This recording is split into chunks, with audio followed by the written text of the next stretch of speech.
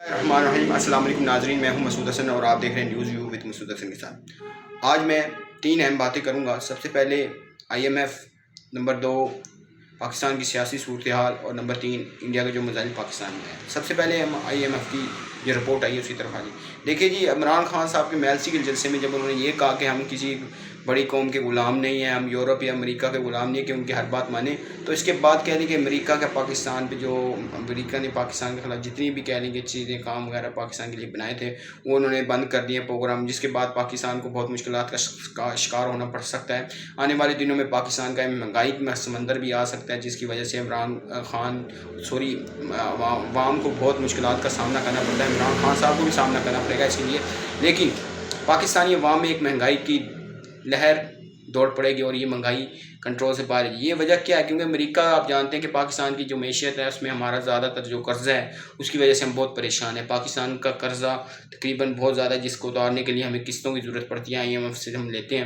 تو IMF نے جی یہ کیا ہے کہ انہوں نے پاکستان کی جو 3 قسطیں تھیں وہ روک لی اور مذاکرات کا عمل بھی بند کر دیا انہوں نے پاکستان کے ساتھ۔ یہ کیوں ہوا جی؟ یہ یقیناً ہمارا یوکرین کے جنگ کے اوپر جو موقف تھا اس کی وجہ سے ہوا، کیونکہ عالمی دنیا کا ہم پر دباؤ تھا، ہم نے ان کی بات نہیں مانی، جس کے بعد امریکہ کو یہ پتہ لگ گیا کہ پاکستان اس وقت کہہ لیں کہ نہ بھی پاکستان روس کا ساتھ دے رہے، لیکن انہوں نے انتقامی کارروائی پاکستان کے خلاف شروع کر دی ہے۔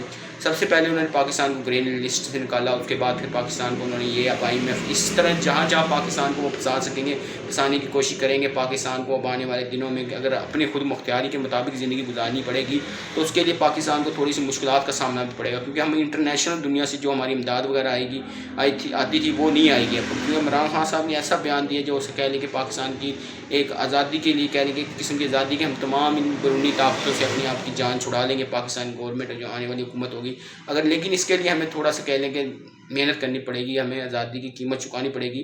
تو اس کے لیے آنے والے وقتوں میں بہت مشکلات کا سامنا ہو سکتا ہے پاکستانی گورنمنٹ کو۔ اور جو یہ کہہ لیں کہ عمران خان کے مسلسل بیانات تھے امریکہ کے متعلق اور دوسری یورپی ممالک کے متعلق، عمران خان جب حکومت آئی تو پاکستان کو اب کہہ لیں کہ بہت اچھی کہہ لیں کہ صورتحال میں نہیں ملا، وہ تو اس کے آگے مہنگائی بڑھی، اس کے بعد عمران خان صاحب نے اس کو روکنے کی کوشش کی، لیکن وہ معاملات آگے چلتے گئے۔ آج جی اب دوسری پاکستان کی سیاسی صورتحال ہے۔ سیاسی صورتحال میں کہہ لیں کہ آج کی جو اپڈیٹ ہے کہ ملاقاتوں کا سلسلہ جاری ہے، اسلام آباد میں گہما گہمی جاری ہے۔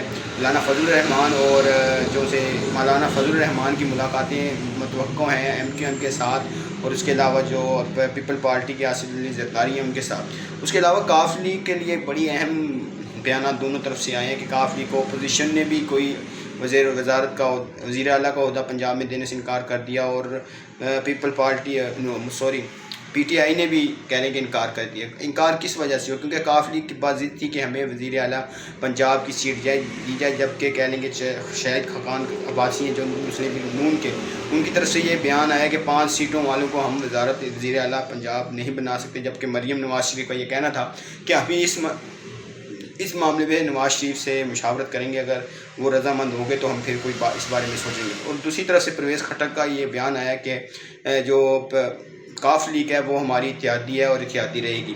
اسی طرح دیکھ لیجیے پھر پرویز الہی کا یہ بیان آتا ہے کہ ہم اس بارے میں کہہ لیں گے سوچیں گے، اگر حکومت ہمیں وزیر اعلیٰ پنجاب کی سیٹ دیتی ہے تو پھر ہم حکومت کا ساتھ دینے کے بارے میں سوچیں گے۔ اور اس کے علاوہ انہوں نے کہا کہ یہ تمام جتنے بھی اتحاد ہیں یہ اپوزیشن کی طرف جانے کے لیے رضامند ہیں اور حکومت کا ساتھ دینے کے لیے رضامند، حکومتی جماعت کا ساتھ دینے کے لیے رضامند ہے۔ دیکھیے جی یہ صورتحال بہت مختلف ہو چکی ہے، کیونکہ اگر کاف لیگ کا اگر اس طرف جھکاؤ ہو گیا تو ترین گروپ کو اگر عمران خان صاحب بنانے میں ناکامیاب ہو جاتے ہیں تو وہ معاملات کہہ لیں کہ عمران خان کے کافی حق میں بہتر نہیں ہوں گے۔ اس کے علاوہ عمران خان صاحب نے جہانگیر ترین صاحب کی سسٹر کے ساتھ بھی بات کی ہے، اور ہم یہ لگتا ہے کہ اس طرح کے جہانگیر ترین اور عمران خان صاحب کا رابطہ جلدی ممکن ہو جائے گا۔ اگر عمران خان جہانگیر ترین کو منانے میں کامیاب ہو جاتے ہیں تو یہ کہہ لیں کہ ایک اچھی سگنل ہوگا PTI کے لیے، اور تحریک میں اعتماد شاید عمران خان کے خلاف نہ آ جائے۔ لیکن اب جو تیزی آ گئی ہے ان میں اپوزیشن کی طرف سے جو ملاقاتیں جاری ہیں تو اس کے اندر کہہ لیں کہ بہت سی باتیں کھل کے سامنے آ رہی ہیں۔ پرویز الہی کا یہ بھی کہنا تھا کہ عمران خان صاحب نے تمام لوگوں کو کہہ لیں کہ کوئی کام نہیں کیا، اپنے مطلب انہوں نے پورا کیا ہے، تو پرویز الہی کے یہ الفاظ بھی تھے۔ اس کے بعد شیخ رشید نے میڈیا سے گفتگو کرتے ہوئے یہ کہا کہ پاکستان کی سیاسی صورتحال کو زیادہ نہ بگاڑا جائے، یہ نہ ہو کہ ملک میں خانہ جنگی شروع ہو جائے اور 10 سال تک یہ مسئلہ ملک میں خانہ جنگی کا رہے۔ تو انہوں نے کہا اگر یہ ہو جاتا ہے تو اس کے ذمہ دار مولانا فضل الرحمان صاحب ہوں گے. انہوں نے واضح الفاظ میں یہ کہا, اور کہتے ہیں انہوں نے یہ بھی کہا کہ آپ چوکوں پہ دانے دیتے رہیں گے. تو انہوں نے کہا تحمل کا مظاہرہ کریں دونوں پارٹیوں. اور اس کے علاوہ کل چودھری شہزاد حسین کا بھی بیان آیا تھا کہ دونوں حکومتی جماعتیں اپوزیشن جماعتیں جلسوں سے گریز کریں. اور آج عمران خان صاحب کا سوات میں اپنے ٹیم کے ساتھ جو کہ پی ٹی آئی کے ورکرز ہیں ان کے ساتھ ایک اور اہم ترین جلسہ ہے. اور یہ تمام معاملات کہہ لیں کہ دن بہ دن گرم ہوتے جا رہے ہیں. جس طرح طریقے عدم اعتماد کے دن قریب آتا جا رہا ہے, اسی طرح کہہ لیں کہ آپ یہ تمام معاملات جو سے توڑ پکڑتے جا رہے ہیں.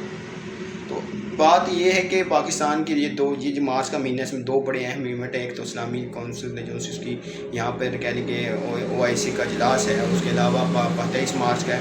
چلو 23 مارچ کے ہو سکتا ہے کہ 23 مارچ کا استعفی پریڈ جو ملتوی ہو جائے, جو سیاسی صورتحال ہے اس کے دیکھتے ہوئے اگر یہ بڑھتی رہی تو اس طرح انتظامات کے اندر مشکلات کا سامنا ہو سکتا ہے, جس کی وجہ سے یہ رک سکتی ہے. اگر پاک فوج کی طرف سے اگر اس کو سنبھالا جاتا ہے اس معاملے کو سارا 23 مارچ کی پریڈ وغیرہ کو, تو پھر انشاءاللہ یہ ہو جائے گی. کیونکہ گورنمنٹ کے جو لوگ ہیں وہ تو کہہ لیں کہ اپنی یہ طریقے عدم اعتماد میں مصروف ہیں, اور اس کے علاوہ دوسرے جو پارٹیوں سے ملاقاتوں میں مصروف ہیں. اس طرف کے انتظامات اور اسٹیبلشمنٹ اور جو ان سے کہہ لیں کہ بیانات وغیرہ آ رہے ہیں مختلف قسم کے. تو چلتے ہیں جی ہمارے آج کے تیسرے اہم ٹاپک پہ. انڈیا کا جو میزائل آیا پاکستان میں رات کی تاریخی میں, کہہ لیں کہ انہوں نے 3 منٹ سے سپر سونک میزائل ایک کہہ لیں کہ برہموس انہوں نے چھوڑا, جو روس اور انڈیا نے اپنے ایک تعاون سے بنایا, اور اس کہہ لیں کہ اس کے 3 منٹ میں پاکستان کے علاقے میں چن میں آ کے گرتا ہے. اور آنے کے بعد گرنے کے بعد کوئی کہتا ہے کہ اس کو ہٹ کیا گیا, ہوا میں ہٹ کیا گیا, اور یہ تمام معاملہ چل رہے ہیں. لیکن پاکستان کے اندر جب وہ حدود کے اندر آ کے گرتا ہے تو یہ باقاعدہ طور پر یا تو یہ ہٹ ہوا ہے, اور اگر ہٹ نہیں ہوا تو یہ پاکستان کے لیے بہت بڑی یہ کہہ لیں کہ سوال یہ نشان بن جائے. کیونکہ انڈیا ہمیشہ پاکستان پر سبقت لے جانے کی کوشش کرتا ہے وار ہیڈس کے اندر. اب دیکھیے جی یہ انٹرنیشنل رول کے خلاف ورزی ہے کہ ایک میزائل بنا پوچھے بنا کچھ کہے وہ پاکستان کے دودھ میں آ کے گر جاتا ہے. ایٹمی میزائل, سپر سونک میزائل, اور اس کی سپیڈ بہت زیادہ ہوتی ہے. انڈیا اب اس سے ایک زیادہ سپیڈ والا میزائل بنا رہا ہے, جو آنے والے دنوں میں کہہ لیں کہ پاکستان کے دفاعی نظام کے اندر کہہ لیں کہ ہمیں بھی تبدیلیاں لانی پڑیں گی اس میزائل کی وجہ سے. اور پاکستان کو بھی ابھی اپنی میزائل جو اسی ایئر سپیس ہے اس کو ناقابل تکثیر بنانے کے لیے بہت سارے کام کرنے ہیں. تو یہ دیکھتے ہیں جی میزائل نکلتا ہے وہاں سے اور وہ آ کے گرتا ہے میاں چنو کے معاملے میں. پاکستان اس پہ شدید احتجاج کرتا ہے اور انڈیا سے 7 سوالات پوچھتا ہے کہ یہ میزائل کس طرح انٹرنیشنل رولز کی خلاف ورزی کرتے ہوئے ہمارے میاں چنو کے علاقے میں آ کے گر سکتا ہے. جی دیکھیے یقیناً یہ انڈیا کی طرف سے کہہ لیں کہ ہڈ حرامی ہے وہ جو پاکستان کی ایئر سپیس کو جانچ رہے ہیں, اور اس کے اندر کہہ لیں کہ دن بدن یہ فوجی مشقوں میں اضافہ کر رہے ہیں. یہ اس طرح یہ پاکستان کہہ لیں کہ اس پاکستان پہ دباؤ بنا رہے ہیں. لیکن انشاءاللہ پاکستان نے ہمیشہ انڈیا کے جہاد کا بھرپور طریقے سے جواب دیا ہے. اور یہ جو میزائل ہے انٹرنیشنل رول کی خلاف ورزی کے بعد پاکستان کی کہہ لیں کہ فضائی حدود میں جب آیا تو پاکستانی ایئر فورس نے اسے اچھی طریقے سے دیکھا, اور اس کو کہہ لیں کہ دیکھا کہ اس نے کسی جگہ پہ ہٹ کیا. تو یہ معاملہ بہت بڑھ گیا تھا. اگر پاکستان خدا نخواستہ اگر زیادہ جانی نقصان ہو جاتا تو پاکستان بھی اس پہ رد عمل ضرور دیتا.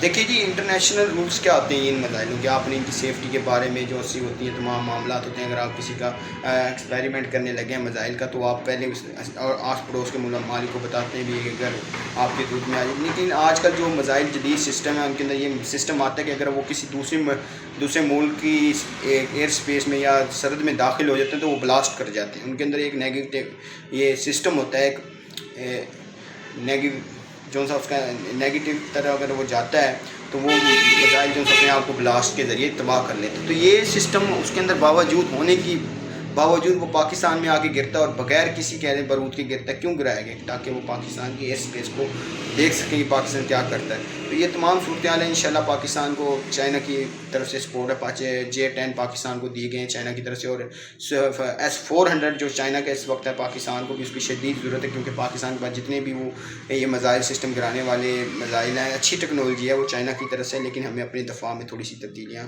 لانی پڑیں گی جو اشد ضرورت ہے. اور آنے والے دنوں میں دیکھ لیں کہ پاکستان کے خلاف انڈیا اپنا تیاریاں مکمل کر رہا ہے, اور یہ خدا نہ خواستہ ہے کہہ لیں کہ جنگ کی تیاری میں مصروف ہے انڈیا. لیکن ہمیں اپنے آپ کو تیار کرنا پڑے گا بحیثیت قوم, اور ایک پاکستانی کے ہم الحمدللہ ہر قسم کا جواب دینے کی صلاحیت رکھتے ہیں. لیکن کہیں نہ کہیں انڈیا پاکستان سے اس وقت آگے جا رہا ہے اس دور میں. تو امید کرتا ہوں کہ ہمارے سائنسدان اس چیز کو اچھی طریقے سے دیکھ رہے ہوں گے, اور آنے والے وقتوں میں ہم بھی ایک اچھی ٹیکنالوجی کہہ لیں گے بنا کر سامنے لے کے آئیں گے. امید کرتا ہوں کہ ہماری آج کی ویڈیو آپ کو پسند آئی ہوگی. یہ میری اپنی جو سوچ تھی اس کے مطابق میں نے یہ بیانات دیے, تو اس کے اندر کسی کہہ لیں کہ سوچ کے مطابق میں نے دیے, اور میرے جو سوچتا ہوں کہ انڈیا کا یہ جو سا سسٹم ہے, ایئر ڈیفنس سسٹم ہے, اس نے پاکستان کا ایئر ڈیفنس سسٹم کو جانچنے کے لیے سارا کام کیا. تو یہ میں انڈیا کبھی پاکستان کے بارے میں اچھا نہیں سوچ سکتا. یہ کہنے کہ ڈرامے بازی بھی ہو سکتی ہے ان کی طرف سے, اور ہو سکتا ہے کہ یہ جان بوجھ کے بھی گرا ہو. امید کرتا ہوں کہ ہماری آج کی ویڈیو آپ کو پسند آئی ہوگی. مسعود حسن کو دیجیے اجازت, بہت سارا پیار. اللہ حافظ.